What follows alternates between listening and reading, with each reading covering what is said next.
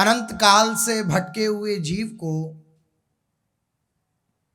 जो अनंत काल से भटक रहा है, 83,99,999 योनियां, ये जब निकल जाती हैं, ये जब एक चक्र निकल जाता है, तब प्रभु कृपा करके मनुष्य शरीर प्रदान करते हैं। अत्यंत कृपा जब श्री ठाकुर जी की होती है, तब ये मनुष्य शरीर प्राप्त होता है। कबहुक करी करुणा नर देही, देत ईस बिन हेतु सनेही। श्री गोस्वामी जी कह रहे हैं कि कभी प्रभु के हृदय में करुणा का जागरण होता है तो प्रभु कृपा करके मनुष्य शरीर हमें देते हैं। प्राय ये बात हम रोज स्मृति में इसलिए लाते हैं कि हमारी स्मृति से ये बात हटे नहीं कि हमें ये जो जीवन मिला है ये बहुत कष्ट भोगने के बाद मिला है, ये स्मृति से ना जाए हमारी बात। तो प्रायः संतजन, प्रायः भक्तजन, प्रायः जितने आचार्य उन्होंने इस मनुष्य देह की बड़ी महिमा गाई। दुर्लभो मानुषो देहो देहिनाम क्षण भंगुरः। दुर्लभ है ये मनुष्य शरीर। क्यों गाई? सुनाने के लिए। फिर क्यों गाई? सुनने के लिए नहीं, धारण करने के लिए। हम बार बार महापुरुषों की वाणी से, महापुरुषों के वचनों से, उनके अनुभव से ये बात हृदय में बिठा लें कि ये हमें आसानी से प्राप्त नहीं हुआ है, सहज में प्राप्त नहीं हुआ है। ये जो मनुष्य शरीर प्राप्त हुआ है ये अत्यंत करुणा से, प्रभु की दया से प्राप्त हुआ है। संस्कृति मांझ बरियाए के पायो, जो मानुष देह वृथा कड्डारत, सेवक जी कह रहे हैं। इस संस्कृति चक्र को, जो आवागमन का चक्र था, ये जो हम इस चक्र में घूम रहे थे 84 लाख योनियों के चक्र में, इस चक्र को रोक करके और बीच में से ठाकुर जी ने निकाला है हमें। थोड़ा सा इस विषय पर विचार करें। ठाकुर जी ने इतनी करुणा कर दी, इतनी दया उनके हृदय में उत्पन्न हो गई कि इस चक्र से प्रभु ने निकाल लिया। बार बार इसलिए उनकी कृपा की स्मृति में चित्त को लगाया जाए तो स्मृति करनी नहीं पड़ेगी, स्वतः स्मृति जागृत हो जाएगी प्रभु की। जो अभी बहुत कठिनता पड़ती है भगवान का स्मरण करने में, बहुत क्लेश होता है भगवान का स्मरण करने में। शब्द देखिए, बहुत क्लेश होता है। संसार का चिंतन करने में क्लेश नहीं होता, भगवत चिंतन में बहुत क्लेश होता है। मन इधर भटकता है, कभी इधर भटकता है, कभी इधर जाता है, कभी उधर जाता है। एक चीज पर, एक विषय पर टिकता ही नहीं। तो इस क्लेश को भोगते भोगते भोगते भोगते अनंत जन्मों से प्रभु ने कृपा करी और कबहुक करी करुणा नर देही। करुणा करके प्रभु ने मनुष्य शरीर प्राप्त करा दिया। ये पहली करुणा हुई प्रभु की। तत्रापि दुर्लभम मन्ये वैकुंठ प्रिय दर्शनम। दुर्लभ तो मनुष्य शरीर था, वो प्राप्त करा दिया प्रभु ने। उससे भी दुर्लभ एक और विषय था। क्या? वैकुंठ प्रिय दर्शन। जो भगवान के प्यारे जन हैं, जो भगवान के प्रिय हैं, उन भक्तों का संग करा देना, वह भी करा दिया। करी करुणा प्रभु ने। पहले मनुष्य शरीर दिया, इस रूप में करुणा करी। अब उन्होंने करुणा करके हमें भगवान के प्रिय जनों से मिला दिया। वरना इतने जीव हैं, भटक रहे हैं, हाहाकार पूरे विश्व में मचा हुआ है। हम अगर दृष्टि डाल के देखें, और सब जान ही रहे हैं कैसा हाहाकार पूरे विश्व में मचा हुआ है, लेकिन वही प्रसन्न है जो संतों के शरणागत है, आश्रित है।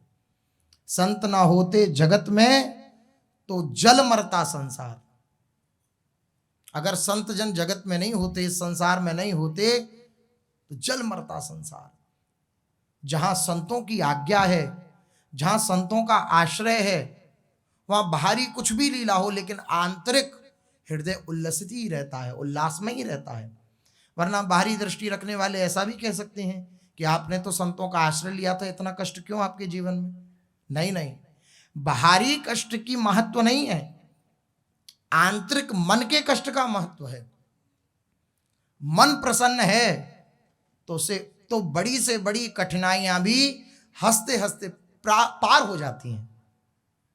मन प्रसन्न है तो, चित्त प्रसन्न है, मन प्रसन्न है तो कैसा भी कोई कष्ट हो उसको हम पार कर जाएंगे। तो संतों की शरणागति मिल गई, संतों से अपनापन करने का सौभाग्य मिल गया, और उससे बड़ी कृपा हो गई कि संतों ने अपना हमें माना, हमने संतों को अपना माना, ये भी एक बात है। और इससे भी दुर्लभ बात है कि संतों ने कृपा करके, गुरुदेव ने हमें अपना मान लिया, ये मेरा है, निज हो गया, उनका नजदीकी हो गया, हृदय हो गया कि ये मेरा है। जहां ये बात आई बस अब कुछ करने की आवश्यकता नहीं है, सब उन महापुरुषों का संकल्प कर देता है। अब सावधानी रखने का ये विषय है कि जब ऐसी कृपा हुई, मनुष्य शरीर प्राप्त हो गया, ऐसी कृपा हुई कि जो दुर्लभ संत समागम है वह सुलभ हो गया, वह सुलभता से प्राप्त हो गया, ऐसी कृपा हुई कि वे संतजन हमें अपना करके मानने लगे, ये भी प्राप्त हो गया। तो सावधानी का विषय यह है कि जिस चाह से, जिस लालसा से हम इस भगवत मार्ग में लगे थे, उस लालसा में बिल्कुल न्यूनता ना आने पाए। सावधानी का विषय यह है। महापुरुषों का संग हो तो उदासीन हो जाए। महाराज श्री कहते हैं, सत्संग कथा प्रवचन हुआ और खूब हंसी मजाक होकर के, ताली वगैरह बजा करके और खूब आनंद होकर के हम चले गए, और हृदय में उदासीनता, जलन नहीं हुई तो कोई प्रभाव नहीं हुआ सत्संग का। सत्संग का प्रभाव यह है कि सत्संग के वचनों को सुनकर के एक हृदय में पीड़ा उत्पन्न हो जाए कि मैंने इतना अपना समय बेकार ही व्यतीत कर दिया, जिसके लिए ये मनुष्य जीवन मुझे मिला था भगवत प्राप्ति के लिए, इस संसार चक्र से छोड़ने के लिए, उसको मैं प्राप्त नहीं कर पाया। ये पीड़ा उत्पन्न हो जाए, ये सत्संग का फल है। तभी संत जनों के संग का फल है। सत्संग का अर्थ संत जनों का संग, सत का संग। सत्य कौन है? नाम रूप लीला धाम प्रभु, प्रभु के जन, ये सत्य स्वरूप हैं। इनका संग प्राप्त हो गया तो बस ये पीड़ा उत्पन्न हो जाए। पीड़ा जहां समाप्त हो जाती है उपासक की, जहां ये क्लेश समाप्त हो जाता है हृदय का कि मुझे प्रभु की प्राप्ति करनी है, वहां फिर न्यूनता आने लगती है साधन में, भजन में। मन राजी होने लग जाता है कि जैसी स्थिति परिस्थिति है, अच्छा समय कट रहा है। नहीं नहीं नहीं, जिस चाह से हम इस भगवत मार्ग में आए थे, उस चाह में बढ़ोतरी होनी चाहिए, उस चाह की वृद्धि होनी चाहिए, न्यूनता नहीं आनी चाहिए उस चाह में। क्योंकि प्रभु अगर रीझते हैं, संतों के संग प्राप्त होने के बाद भी अगर प्रभु दर्शन देने के लिए उत्सुक हो जाते हैं, तो उसके मूल में चाह ही होती है। तत्मूल्य लौल्यम, भगवान की प्राप्ति का मूल्य क्या है? बोले लौल्य, चाह। मतलब ऐसी चाह कुछ अच्छा ना लगे, सब कुछ करते हुए कुछ अच्छा ना लगे। गोस्वामी जी इस चाह का वर्णन कर रहे हैं। बोले कैसी प्रीति होती है चाह में उपासक की, ऐसी प्रीति मेरी आपके चरणों में हो जाए। कैसी? कामी नारी प्यारी जिमी, लोभी जिमि प्रिय दाम, तिमि रघुनाथ निरंतर, प्रिय लागहु मोहि राम। हे भगवान, हे प्रभु, आप मुझे कैसे प्यारे लगो, कैसे आपसे मिलने की चाह मेरे हृदय में प्रबल रहे। तो उदाहरण दो दे रहे हैं श्री गोस्वामी जी। वो कह रहे हैं जैसे किसी कामी को अपनी प्रेमिका से मिलने की चाह रहती है। वो कोई भी कार्य करता है, कोई भी क्रिया करता है, कहीं भी जाता है, कहीं भी आता है, लेकिन उसकी एक भीनी सी स्मृति, एक भीना सा क्लेश, एक भीनी सी पीड़ा उसके हृदय में बनी रहती है कि मुझे मिलना है। वो परिवार के बीच में है, वो सारे अपने कार्य कर रहा है, सब कुछ कर रहा है, अपने नियम आदि जो भी हैं वह भी कर रहा है अपने परिवार के पालन के लिए, लेकिन उसकी भीनी भीनी स्मृति अपनी प्रेमिका के प्रति या प्रेमी के प्रति ही जाती है।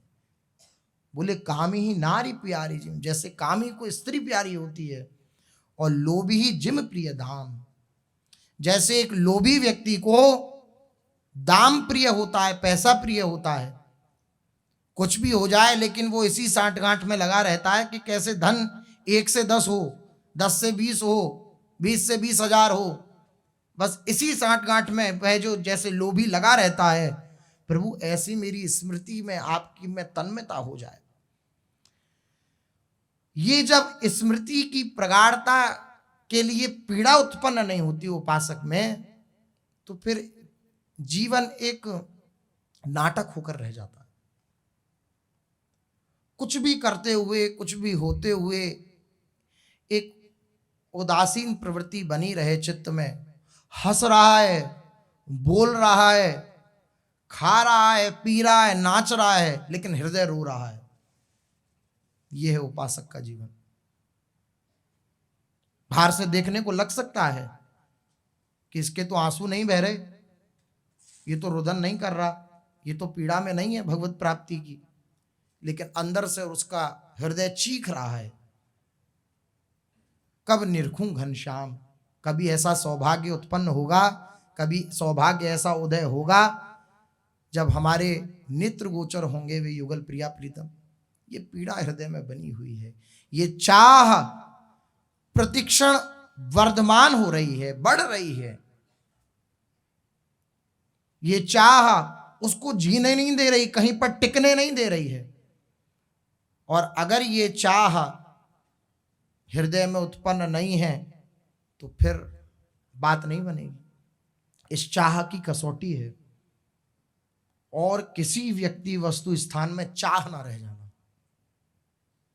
हम कैसे जाने कि हमारे हृदय में भगवत प्राप्ति की चाह है या नहीं है? उसकी सीधी सी कसौटी है किसी व्यक्ति की, किसी वस्तु की, किसी स्थान की कोई भी चाह हमारे हृदय को उद्वेगित ना करने पाए। ये बात अगर हृदय में है तो फिर अभी प्रभु की चाह उत्पन्न नहीं हुई। बिन देखे रघुनाथ पद जिय की जरन ही ना जाए, ऐसी जलन उत्पन्न हो जाए हृदय में कि बिना भगवत साक्षात किए हुए ये जलन शांत ना हो। उनकी स्मृति प्रगाढ़ बनी रहे, उनका चिंतन प्रगाढ़ बना रहे, बस यही आशा हृदय में उत्पन्न रहे और कुछ नहीं। स्वयं हित महाप्रभु श्री राधा सुधा निधि जी में कह रहे हैं, कैसी चाह कह रहे हैं कि मेरा समय कैसे व्यतीत हो। सदा गायम गायम मधुरतर राधा प्रिय यशः सदा सांद्रानंदा नवरसद राधापति कथा सदा स्थायं स्थायं नवनिभृत राधा रतिवने सदा ध्यायं ध्यायं विवश हृदि राधा पद सुधा। कैसी लालसा महाप्रभु के हृदय में है। क्या उन्हें कोई आवश्यकता है? क्या उन्हें अपने लिए कोई आवश्यकता है कि वे श्री जी की लीला का गायन करें? वे तो कर ही रहे हैं, लेकिन हम जो ऐसों को समझाने के लिए वे कह रहे हैं कैसा उपासक का जीवन हो। मतलब ये बात गांठ मार लेने वाली है, गांठ लगा लेने वाली है। क्या कि हमारा एक क्षण भी प्रभु की विस्मृति में न जाए, हर समय उनकी स्मृति होती रहे, हर समय। क्या स्मृति का स्वरूप हो? कभी श्री युगल सरकार के प्रिय यश का गायन कर रहे हैं, सदा गायम, सदा कह रहे हैं, सदा सेव्या, सदा सेव्या, सदा सेवन करें, सदा सेवन करें श्री युगल के यश का। वाणी जी का गायन कर रहे हैं, उनको पुकार रहे हैं, राधा नाम का जप कर रहे हैं, उनको पुकार रहे हैं। पुकार में कमी ना आने पाए, अन्यथा बार बार तो बनत नहीं है संजोग अनूप। ये जो संयोग बना है ये बार बार प्राप्त नहीं होता। जो न तरई भवसागर अस समाज नर पाए, सो अति निंदक मंदमती आत्म हनन गति जाए। ऐसी कृपा प्रभु ने कर दी, ये देह दिया, संतों का संग दिया, युगल स्वरूप की उपासना दी। अगर ऐसी दिव्य सन्निधि की प्राप्ति करने के बाद भी प्रमाद अवस्था होने के कारण अपना कल्याण नहीं कर लेता जीव, तो उसे आत्महत्यारे की गति मिलती है, आत्महनन गति जाए, आत्महत्यारे की गति उसे प्राप्त होती है। बहुत क्लेश प्रदायक होती है, प्रेत बनता है आत्महत्यारा। सुई का जैसा छेद होता है, इतना छोटा मुंह होता है प्रेत का। 60,000 वर्ष की आयु होती है प्रेत की। घर के अगर कुछ दें खाने पीने को तो ही खा पी सकता है वो, अन्यथा नहीं। ऐसी क्लेशप्रद प्रेत की स्थिति होती है। कब प्राप्त होती है? जब कोई आ कर लेता। और ऐसे सुंदर सुयोग को प्राप्त करके जो अपना कल्याण नहीं कर लेता, उसे भी आत्महत्यारे की गति प्राप्त होती है। इसलिए बार बार चित्त में यही दृढ़ता उत्पन्न हो जो महाप्रभु ने आज्ञा करी है। क्या? सदा गायम गायम मधुरतर। ये मधुर नहीं है, मधुरतर है। इससे अधिक मधुर मीठा कुछ है ही नहीं। श्री प्रियालाल के यश से अधिक मीठा कुछ नहीं है त्रिभुवन में। कहीं भी कुछ भी इसकी समानता नहीं कर सकता। श्री प्रिया यश की समानता, श्री युगल यश की समानता। हमारा हर समय ऐसा समय जाए कि हर समय चतुरासी जी के पदों का गायन कर रहे हैं, कुछ श्लोक राधा सुधानिधि जी के कंठ कर लिए, उनका गायन कर रहे हैं। सेवक वाणी, नाम आदि आदि कितना अथाह समुद्र है अपने पास गुरुजनों की कृपा से। बस उसी की स्मृति में लगे हुए हैं। नहीं कुछ हो रहा तो बस एकांत में बैठ करके उनकी ओर दृष्टि किए हुए बैठे। सबसे अच्छी बात, देख लो, आपके सामने हूं, पड़ा हूं तो आपके सामने हूं, बैठा हूं तो आपके सामने हूं, खूब आसन प्राणायाम करा रहे हो तो आपके सामने हूं, और खूब किसी भी प्रकार की कैसी भी कोई लीला करवा रहे हो तो आपके सामने हूं। आपसे विलग नहीं हूं, आपकी दृष्टि में हूं। आप कृपा कर दो तो इस दृष्टि में भी आप आ जाओ, उनकी दृष्टि में बना रहे, उनसे प्रार्थना करता रहे कि कभी बिसरी हो ना बिसारी हो, यही दान मोहि देव, श्री हरिवंश के लाडले मोहे अपनी कर ले। मैं आपका यश गान करता रहूं, सदा गायम गायम मधुर तर राधा प्रियेश, सदा सांद्रानंदा नव रसद राधा पति कथा। राधा और उनके पति जो श्री कृष्ण हैं, उनकी कथा का स्मरण करता रहूं, श्रवण करता रहूं। बस यही मेरे जीवन का उद्देश्य हो। ये उद्देश्य जब तक नहीं बनेगा तब तक इस मार्ग में आनंद की अनुभूति नहीं होगी। बिना विकलता हुए, बिना प्रभु की प्राप्ति के लालसा हुई कोई इस मार्ग पे आगे नहीं बढ़ पाता।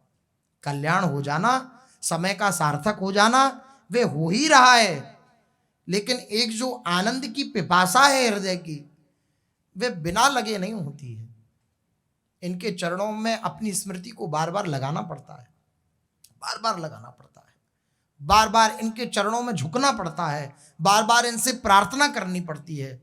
देखिए मीरा जी क्या कह रही हैं कि कितने जन्मों से मैं भटकती रही, जाने कहां कहां की ठोकरें नहीं खाई, लेकिन अब आपकी शरण मिली है, अब हमें मत ठुकराइएगा।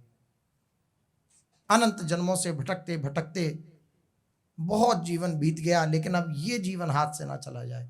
ये विकलता है, केवल कहने सुनने की बात ना रह जाए, ये बात हृदय में आ जाए कि अब ये जीवन नष्ट ना हो जाए, ये जीवन हाथ से निकल ना जाए।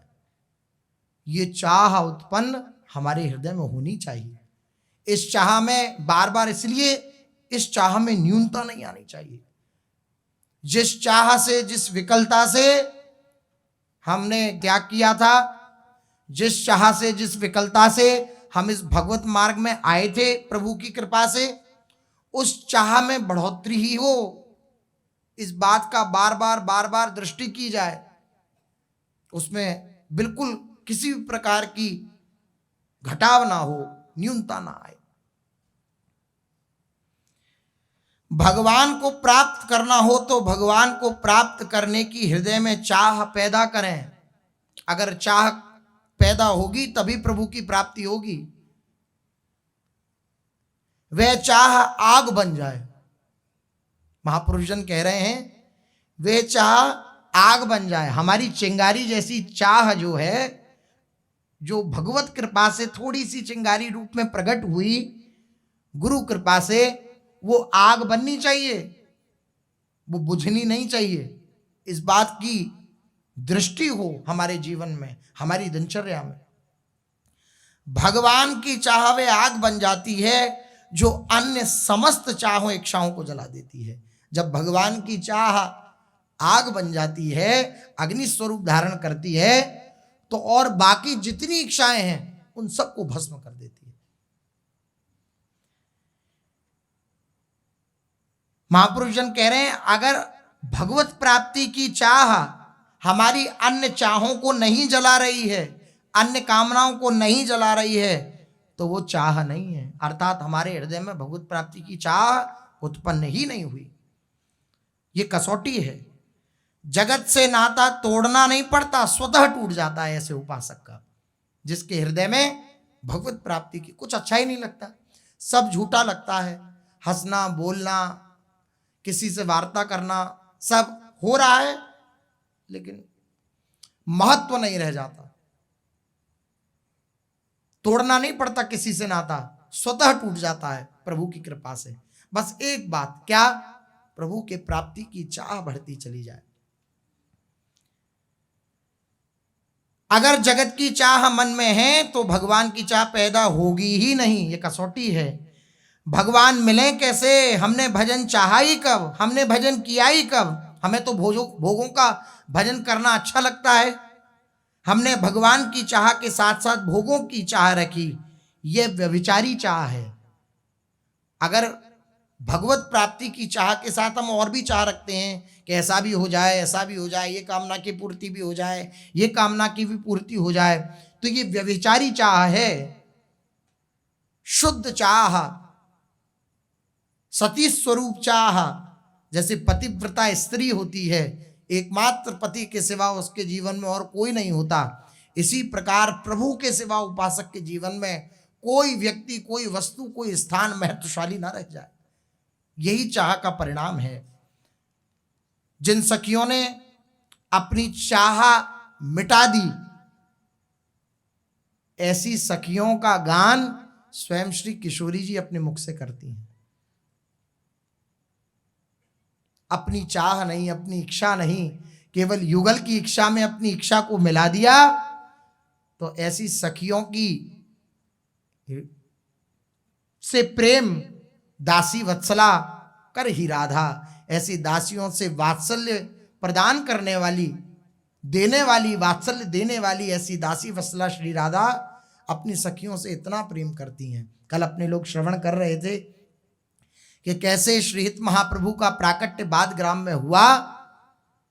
552वीं कल वर्षगांठ श्री हित महाप्रभु की थी, और हित महाप्रभु के जन्मोत्सव पर केवल उपासक जन ही उत्साहित नहीं होते हैं, श्री लाडली जी भी उत्साहित होती हैं, श्री किशोरी जी भी उत्साहित होती हैं। वे आनंदित होती हैं, वे आनंद के सराबोर में उछलती रहती हैं और सब सखियों को आदेश करती हैं कि आज सुंदर सुंदर पकवान बनाओ, आज सुंदर सुंदर भोग सामग्री बनाओ, मैं अपनी हित सजनी जी को अपने हाथों से भोग पवाऊंगी। श्री लाडली जी कहती हैं ललितादि सखियों से, आवहु ललिताजू बधाई जुगाइए, मेरे प्राणन की प्राण लड़े ती लड़ाइए, ल्यावहु साज समाज सखी सब सोहनी, बलि बलि प्रीतम लेहु मुरलिया मोहिनी, यह मो जीवन मूरी सखी हित रूपिणी, सकल सार को सार आधार स्वरूपिणी, यह मो अखियन ज्योति। विचार कीजिए, लाडली जू के वचन है ये, दासियों पे वात्सल्य रखने वाली, दासियों की स्वामिनी, उनके वचन है ये। ऐसी है कोई त्रिभुवन में स्वामिनी जो अपनी दासियों पर ऐसा प्रेम करती हो? कोई नहीं है। कैसा प्रेम? श्री लाडली जी कह रहे हैं, यह मो अखियन ज्योति, मेरी अखियों में अगर देखने की क्षमता है तो वो हित सजनी जी की कृपा से है। जय हो प्यारी जी की। यह मो अखियन ज्योति हृदय संपुट मणि, हृदय रूपी डिब्बे में, संपुट में एक गुप्त धन के रूप में हित सजनी जी को मैंने अपने हृदय में रख रखा है। हर एक दासी से इतना प्रेम करती हैं लाडली जी, हर एक दासी से। कैसा सौभाग्य, हमें लाडली जी को अपना कहने का सुअवसर मिला और लाडली जी को पत्रावली करने का, उनकी दासी बनने का सुअवसर प्राप्त होगा नहीं, हो गया। जय हो प्यारी जी की, जय हो। यह मो अखियन ज्योति हृदय संपुट मणि, हृदय में छुपाया हुआ ये गुप्त धन है सजनी जू मेरा। सुख संपत्ति सर्वस्व हमारे धन धनी, यही हमारा धन है और यही हमारे धनी है श्रीहित सजनी जू। प्यारी जू कहती हैं, अरे ललिता आओ आओ, जल्दी जल्दी आओ, आज हम खूब सब उत्सव मनाते हैं, मंगल बधाइयां का गान करते हैं। आज शुभ तिथि पर माधव मास ग्यास उजियार, इस शुभ तिथि पर हमारी हित सजनी जू ने भूमंडल पर अवतार लिया है। ये मेरा यश विस्तार करने के लिए भूतर पर आचार्य रूप से प्रकट हुई हैं। लाडली जो कितनी आह्लादित हैं मेरा यश गाने के लिए, मेरी आज्ञा से। ये कितनी उदार हैं, मेरी हर आज्ञा को कितनी अपने मस्तक पर धारण करती हैं, आह्लादित हैं लाडली जी। वो कह रही हैं मेरे लिए, मेरे यश का विस्तार करने के लिए मेरी आज्ञा से हित सजनी जी ने आचार्य रूप से पृथ्वी पे अवतार धारण किया। अतः आज हम सब मेरी प्राणों की प्राण, मेरे प्राणन की प्राण लड़े थी लड़ाइए। आज हित सजनी जी को लाड़ लड़ाते हैं। ये कौन है? मेरे प्राणों की प्राण है। जैसे हिताचार्य चरण आकर के कहते हैं कि मेरे प्राण नाथ श्री श्यामा, शपथ करो तृण छिए, रहो को काहू मन ही दिए। जैसे हिताचार्य चरण कहते हैं कि मेरे प्राण कौन है? श्री श्यामा जी। ऐसे श्री स्वामिनी जी कह रही हैं। क्या कह रही हैं?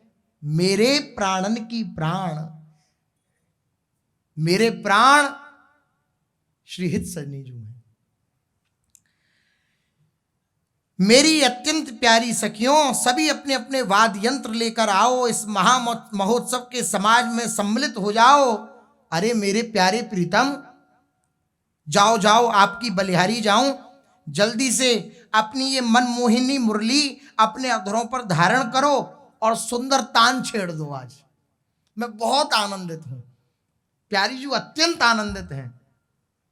श्री प्रियाजू कह रही हैं कि ये हित रूपणी महाप्रेम रूपा हित सजनी ये मुझे जीवन प्रदान करने वाली है। प्यारीजू के वचन हैं ये हित सजनी जू क्या है, ये मुझे जीवन प्रदान करने वाली है। और समस्त तत्वों का जो मूल तत्व परात्पर तत्व प्रेम है, उसका भी सार हमारे नित्य विहार की आधार स्वरूपणी है ये हित सजनी। ये हित अली मेरी आंखों की ज्योति हैं, इन्हीं के द्वारा मुझे दिखता है। हृदय रूपी पिटारी में छिपाकर रखी हुई ये अनमोल मणि है। ये हित सखी हमें परम सुख प्रदान करने वाली हैं। अली ललिता हमारी निज संपत्ति तथा हमारा सर्वस्व है और ये हमारी सर्वाधिक प्रिय धन भी हैं। हमें अपना समझकर हमारी देखरेख करने वाली हमारी धनी भी है। हमारा धन भी ये है और हमारे ऊपर अधिकार करने वाली, युगल पर अधिकार करने वाली धनी भी ये है। उदार स्वामी की जय हो। ये है वे वंशी लेत अधर पिए स्वाद को, धुनी हुए मम श्रुति पैठी करत उन्माद को, पोषत वृंदा रूप लता तरुबेली को, वे हित सजनी हमें सिखावत केली को। कोटि प्राण यह एक अनेकन बपु धरें, परम प्रेम सो तोषि पोषि हियरा हरें। या के गुण जु अपार कोटि मुख क्यों कहूं, मीन जलद की थाह दीन कैसे लहूं। लाडली जी कह रही हैं कि इसके करोड़ों करोड़ों गुणों का मैं वर्णन कैसे कर सकती हूं। क्या एक अत्यंत छोटी मछली समुद्र की गहराई का पता लगा सकती है? लाडली जी अपने लिए क्या कह रही हैं? अत्यंत छोटी मछली क्या समुद्र की, इस अथाह प्रेम समुद्र की गहराई का पता लगा सकती हैं? यह हित सजनी ही वंशी स्वरूप धारण करके प्रीतम श्री श्याम सुंदर के अधरों पर विराजमान होती हैं और उनके अधर सुधारस का आस्वादन करती हैं। जब वह वंशी श्री प्रीतम के अधरों पर विराजमान होकर मेरा यशोगान करती हैं तो उसकी मधुर ध्वनि कानों में प्रवेश करते ही मुझे रसोन्मत्त बना देती है, मुझे उन्मत्त बना देती है। श्री लाडली जो कह रही हैं यह हित सखी ही वृंदा सखी का रूप धारण करके, हित सजनी ही वृंदा सखी का रूप धारण करके हमारे सुख के लिए इस वन की लताओं, वृक्षों, बेलियों को सदैव हरित रखती हैं, पुष्पित रखती हैं, फलित बनाए रखती हैं। हमेशा सौंदर्य से परिपूर्ण ये वृंदावन की दिव्य भूमि, वृंदावन की लता पताएं रहती हैं। ये किसकी कृपा से? ये हित सजनी जी की कृपा से। हित सजनी के रूप में हम दोनों को रस में क्रीड़ाओं को करने की शिक्षा प्रदान करती हैं। वह हित सजनी हमें सिखावत, हमें केली करना नहीं आता, प्रेम रस में डूबना नहीं आता। हमें कौन सिखाता है? ये हित सजनी जो सिखाती हैं। ये मेरे लिए ही सिंहासन, चंवर, वस्त्राभूषण सब कुछ बन जाती हैं। प्रियाजू का जो चंवर है, प्रियाजू जिस पे विराजती हैं वो दिव्य सिंहासन, प्रियाजू जिस पे अपने श्री चरण पधराती हैं वे दिव्य चौकी, ये सब कौन बनती हैं? श्री हित सजनी जी। वह प्रेम, वह हित, वही ये सब बनता है। मेरे लिए करोड़ों रूप धारण करती हैं ये हित सजनी। अत्यंत प्रीति के साथ हमें संतुष्ट और संपुष्ट करके हमारे हृदयों को अपने वश में कर लेती हैं। श्री युगल के हृदय को अपने वश में कर लेती हैं, हमें संतुष्ट करती हैं, हमें संपुष्ट करती हैं। या के बल हम जिए जीवावन हार ये, या ही को सब खेल खिलावन हार ये, या की सकल विभूति अनुपम धाम ये, या की सब रस केली परम विश्राम ये, या के बल सब रास विलासन हम करें, या की भुज अवलंब सुरत सागर तरें, यही डुबावे प्रेम उछारे केली में, आप एक रस रहे उभय रस झेली में। आहा, श्री हित सजनी, ये प्रेम स्वरूप है। हित सजनी के बल पर ही हम प्राणवान बने रहते हैं। इस प्रेम के कारण ही, इस हित के कारण ही हम प्राणवान बने रहते हैं। हित स्वरूप हैं श्री प्रियालाल। श्री ध्रुवदास जी कह रहे हैं, प्रेम के खिलौना दो खेलत हैं प्रेम खेल। प्रेम के खिलौना है प्रियालाल। क्या है? प्रेम के, हित के खिलौना। हित सजनी जू के खिलौना है, सखियों के खिलौना है। युगल पाए खिलौना।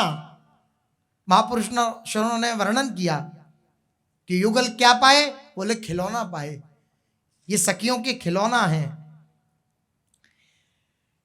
ये हमें प्राणवान बनाती हैं। इसके प्रेम से ही हम जीवित रहते हैं, इसके बल पर ही हम जीवित रहते हैं। और ये हित सजनी ही प्रेम रूप में हमारे प्राणों की संजीवनी शक्ति है। हम जो भी खेल खेलते हैं वे सब इसी प्रेम के ही हैं, और उन खेलों को खिलाने वाली भी यही प्रेम, यही हित सजनी, यानी यही दिव्य सखी हैं। ये हित संपूर्ण सृष्टि में व्याप्त है और ये संपूर्ण ऐश्वर्य का अधिष्ठाता है, किंतु इसका निज निवास स्थान प्रेमधाम वृंदावन अति अनुपम है। हमारे द्वारा की जाने वाली रसमय क्रीड़ाएं ये प्रेममय ही हैं।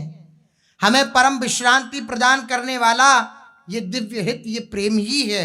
शिवप्रिया जी कह रही हैं, हमारे द्वारा की जाने वाली रास विलास आदि क्रीड़ाओं को हम हित सजनी के सहारे ही संपादित कर पाते हैं। हित सजनी ना हो तो हम अपनी क्रीड़ाओं को सकुशल ना कर पाए। इसकी भुजाओं का सहारा लेकर, इसकी भुजाओं का सहारा लेकर ही हम प्रेम रस सागर को पार करने में समर्थ हो पाते हैं। यही हमको प्रेम रस समुद्र में डुबाने वाली है, विविध केली विलासों में संलग्न करने वाली हैं। हमारी विवशावस्था में एवं चेतनावस्था में ये सदैव सावधान बनी रह करके सेवा परायण बनी रहती हैं। ये प्रेम का सामर्थ्य है। जहां श्री प्रियालाल परस्पर प्रेमासक्ति में तल्लीन हैं, विवश हो रहे हैं, वहां सावधान होकर वे प्रेम रूपा सखियां श्री युगल की सेवा में तत्पर रहती हैं। आप एक रस रहें, ये सामर्थ्य है। पूज्य गुरुदेव भगवान वर्णन करते हैं कि लालजू कभी सखियों की कृपा से ये सेवा प्राप्त कर जाएं कि श्री प्रिया जी के नेत्रों में कज्जल लगावें तो अधीर हो जाते हैं। नेत्रों, अब वैसे ही दूर से, थोड़ा दूर से देख लें तो अधीर हो जाते हैं, जब एकदम आंखों में आंखें ऐसे, और काजल लगाना ऐसा सावधानी का कार्य है। काजल लगाना, महीन काजल लगाना है श्री प्रिया जी को, और सखियों की कृपा से बार बार अनुनय विनय करी लालजू ने, तो कृपा करके सखियों ने ये सेवा दे दी कि ठीक है, आपकी इतनी प्रबल इच्छा है तो आप करिए। तो हाथ कंपायमान हो जाते हैं लालजू। लेकिन वहां सखियों का सामर्थ्य, नेत्रों में नेत्र डाल करके, और सखियां श्री प्रियालाल की दिव्य सेवा में तत्पर रहती हैं। एक रस रहें, उनके हृदय में उछाल नहीं आता, एक रस रहती हैं। यह जल हम हैं मीन सदा जाए जिए, यही प्यास यही नीर पिवावे ज्यों पिए, हम या के आधीन। प्रेमाधीन प्रभु को कहा गया है। श्री प्रिया जी कह रही हैं, हम या के आधीन सदा रुख ले रहे। अब क्या आज्ञा हो जाए हित सजनी जी की, इस रुख को लेकर के हम इसके अधीन रहते हैं, अधीन बने रहते हैं कि कब हित सजनी जी की जो आज्ञा हो उस प्रकार से केली का विस्तार करें, उस प्रकार से लीला का विस्तार करें। हम या के अधीन सदा रुख ले रहे, जाको यह दे दे जूता के हुए रहे। जय हो।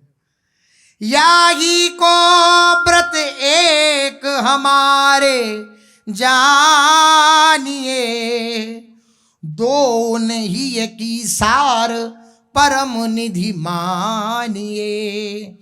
जहाँ या को संबंध रंचहु देखिए, तहाँ पहले आधीन जुगल हम लेखिए। जिस प्रकार मछली का जीवन जल होता है, उसी प्रकार हम युगल, हम दोनों का जीवन, हम दोनों के जीवन को ये दान देने वाली हैं, ये हित सजनी है। यही हमारी प्यास भी है और प्यास को बुझाने वाली भी यही है। कैसी अद्भुत पहेली है। प्यास भी यही है और प्यास को बुझाने वाली भी यही है।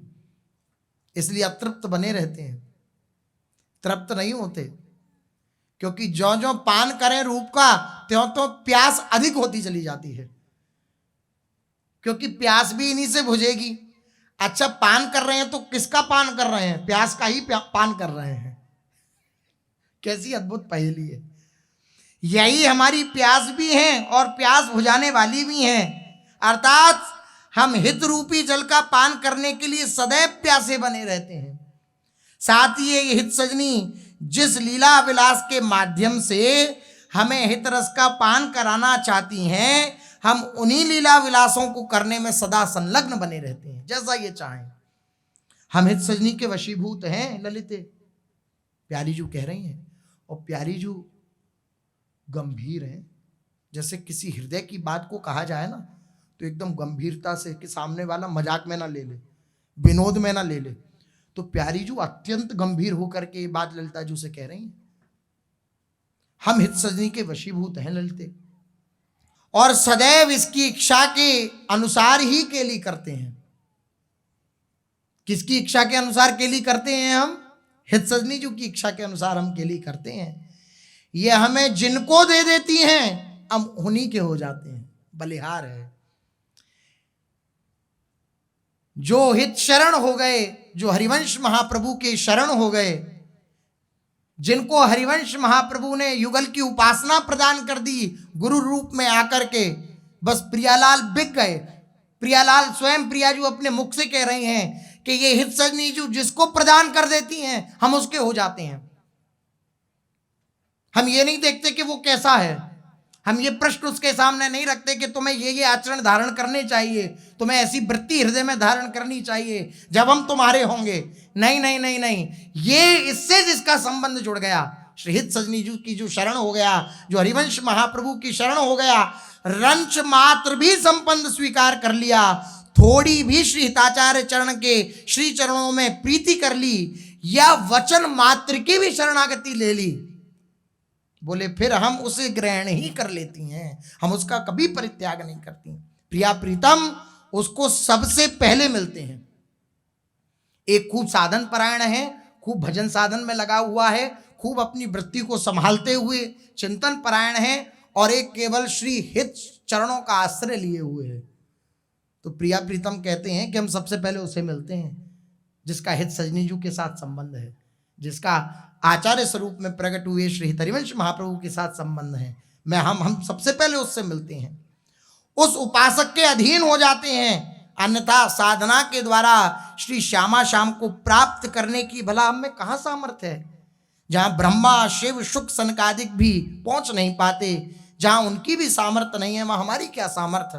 पर यदि हम प्रियालाल को प्राप्त कर सकते हैं तो केवल और केवल श्री हरिवंश संबंध से, श्री हरिवंश संबंध से। और हम सब कितने भाग्यशाली हैं, हमें हरिवंश चंद्र जी का संबंध प्राप्त हो गया। वही हित, वही प्रेम गुरु रूप धारण करके, सदगुरु का दिव्य वपु धारण करके हमारे लिए प्रकट हुए और हमें श्री आचार्य चरण का संबंध दृढ़ करा दिया, संबंध करा दिया, नाम दे दिया कि तुम अमुक हो, अमुक शरण हो। कितना सौभाग्य का विषय। या के तन मन प्राण, प्राण की प्राण हो, यह मो तन मन प्राण सखी सांची कहो। मेरे हित अवतार अवनीन ने लियो, मोसों ले निज मंत्र प्रकाशित जग कियो। धन्य धन्य बलि जाऊं द्योस यह चंद को, उदय आजु हरिवंश रसिक रस कंद को। धन्य धन्य यह मास गई हित टेक ही, राधा माधव नाम जुगल वपु एक ही। अरे सखी, मैं हित सजनी के तन मन प्राण और प्राणों की भी प्राण हूं। यह मेरी तन मन प्राण है, यह बात मैं तुझसे सत्य सत्य सत्य कहती हूं, झूठ नहीं बोल रही। 3 बार कह रही हैं लाडली जी, सत्य सत्य सत्य कहती हूं। किसी बात को पुष्ट करना हो तो त्रिवाचा भराया जाता है कि तुम 3 बार कह दो तो हम तुम्हारी बात पर विश्वास कर लेंगे कि तुमने सत्य कहा। देखो, ब्राह्मण जन जब संकल्प कराते हैं ओम विष्णुर विष्णुर विष्णु हो, 3 बार विष्णु विष्णु विष्णु का इसका उच्चारण कराते हैं कि अब तुम संकल्प करने जा रहे हो, सावधान हो जाओ, तुमने त्रिवाचा भर लिया है। अब जो ये संकल्प करोगे उस संकल्प की पूर्ति करना। कराते हैं संकल्प। प्रियाजू कह रही हैं सत्य सत्य सत्य, मैं त्रिवाचा भर के कहती हूं कि ये मेरे प्राणों की प्राण है, ये मेरी तन मन प्राण है। मेरे हित के लिए ही, अर्थात मेरे प्रेम रस का विस्तार करने के लिए ही ये हित सजनी ही श्री हरिवंश चंद्र जी के रूप में इस धराधाम पर अवतरित हुई हैं। मुझसे निजमंत्र प्राप्त करके राधा चरण प्रधान नित्य विहार प्राण वृंदावन रसोपासना का इस संसार में प्रागट्य किया है सजनी जी ने। मैं श्री हित रूपी चंद्रमा के प्रागट्य दिवस वैशाख शुक्ल एकादशी की बलिहारी लेती हूँ। उस तिथि की भी बलिहारी जा रही हैं लाडली जी। लाडली जी हितोत्सव पे अत्यंत उत्साहित होती हैं। मंगला से पहले ही समाज बैठ जाती है श्री राधा वल्लभ जी के मंदिर में और पद गाया जाता है, फूली फूली राधा आज मंगल गावे, फूली फूली राधा आज अंगन मावे। फूली फूली रहती हैं लाडली जी, आनंद उत्साहित रहती हैं लाडली जी, और तब ये लीला करती हैं। बुला के लाओ हित सजनी जी को। लालजू ढांडी ढांडिन बनते हैं।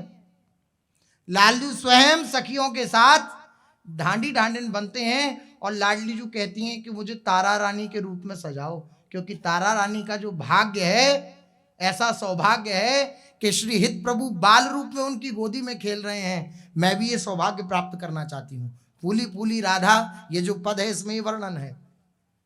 श्री लाडली जी कहती हैं कि मुझे तारा रानी के रूप में श्रृंगारित करो, और श्रृंगारित होती हैं, गोदी में हित सजनी जी को लेती हैं और दुलार करती हैं उन्हें, और लालजू से कहती हैं, सखियों से कहती हैं, आज तो मैं जो मांगना हो वह मांग लो, आज मैं बहुत उत्साहित हूँ। तो लालजू कहते हैं कि हमारी तो बस एक ही मांग है, भूली ही मान न कीजिए स्वामिनी हो तो शरण तिहारी। कभी लाडली जू मान मत करना, यही हित सजनी जी की बधाई स्वरूप में मुझे दो कि प्रभु श्री जी कभी मुझसे मान मत करना, कभी मुझसे अपनी भौं टेढ़ी मत करना, कभी अपनी आंखें मुझसे बिलग मत करना, तो ही सो हिलग आंखें आखिन सो लगी रहें। बस यही मेरी मांग है और कोई मांग नहीं। बधाई रूप में अगर उत्साहित होकर के कुछ देना ही चाहती हो तो लालजू कहते हैं मेरी बस एक ही मांग है, आप कभी मान ना करना। अत्यंत उत्साहित होती हैं लाडली जू। बोले आज वैशाख शुक्ला एकादशी है, इस तिथि की मैं बार बार बलिहारी जाती हूं। धन्य धन्य बलि जाऊं द्योस यह चंद को, उदय आज हरिवंश रसिक रसकंद को। आज रसिक जनों के लिए रस के कंद स्वरूप श्री हरिवंश चंद्र जी का जो जन्म हुआ है, यह वैशाख का महीना भी परम सौभाग्यशाली है, क्योंकि इसे माधव मास कहकर भी पुकारा जाता है। इस प्रकार इस मास ने हित की टेक को ग्रहण कर लिया। जिस प्रकार राधा और माधव इन दो नामों के होती हुए भी राधा वल्लभ की मूर्ति एक ही है, स्वरूप एक ही है। बलि बलि ये है तिथि पक्ष रिक्ष और पल घरी, मेरे मन की साध सबे पूर्ण करी। छिन छिन बाढ़े उमग हृदय नहीं मायरी, रोम रोम रस सिंधु अधिक अकुलायरी।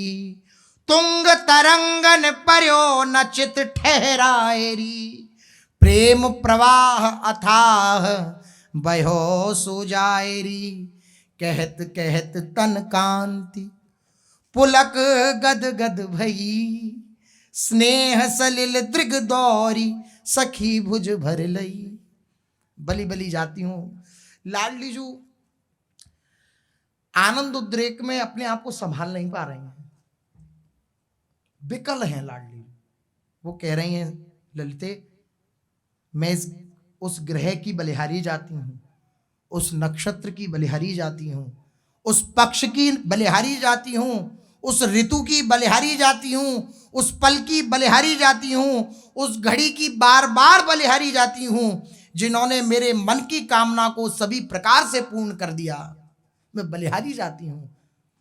मेरे हृदय का उत्साह पूर्ण उल्लास प्रतिपल बढ़ता ही जा रहा है। वे हृदय में मेरे समा नहीं रहा और मेरे रोम रोम से रस का सागर बाहर निकलने के लिए अकुलाहट से भरा हुआ है।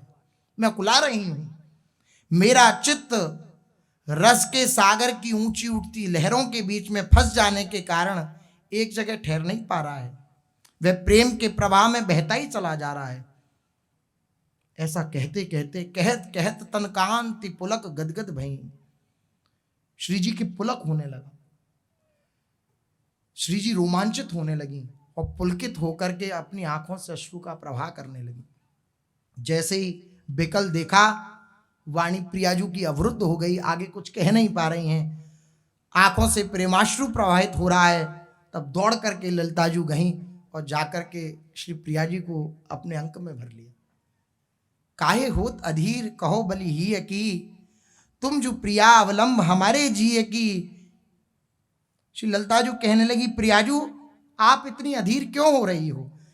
आप अपने हृदय की बात हमें भी बताओ। आप तो हमारे प्राणों का एकमात्र सहारा हो। श्री ललिताजू के इस प्रकार धीरज दिलाने पर अति प्रेम विभल दशा में श्री लाडली जू पुनः बोल उठी, आओ सखी बलि जाऊं निहोरो मानिए, व्यास कुंवर के रूप सखी ने जुआनिए। ताराजू की रीस मोहित लाग की, कहा प्रशंसा करो व्यास के भाग की। तारा मोही बनाओ, इस पद में भी आ रहा है, तारा मोही बनाए बढ़ावो मोदरी, कुंवर लाडलो ल्याए सिरावो गोदरी। मुझे तारा रानी बनाओ और लाडलो कुंवर को, हित सजनी जी को मेरी गोद में ला करके बिठाओ। श्री प्रियाजू बोली, अहो सखी मैं बलिहारी जाती हूँ, तुम मेरी ये बात मानो कि मेरी हित सजनी को व्यासनंदन जी के रूप में श्रृंगारित करके लाओ। और तारा जी ने जिस परम वात्सल्य रस का आस्वादन किया है, आज उसी वात्सल्य रस का मैं भी आस्वादन करना चाहती हूँ। मेरा हृदय भी लालायित हो रहा है। हे सखी, मैं व्यास मिश्र जी के भाग्य की कहाँ तक प्रशंसा करूं, जिनको पुत्र रूप में मेरी हित सजनी जी का दुलार करने का सौभाग्य प्राप्त हुआ। कहाँ तक उनके भाग्य की प्रशंसा करूं। हे सखी, मेरा श्रृंगार ताराजू के रूप में करके व्यासनंदन जी को मेरी गोद में दे करके मेरा हृदय शीतल करो। श्री व्यासनंदन जी के रूप में श्री हित सजनी जी का श्रृंगार किया जा रहा है।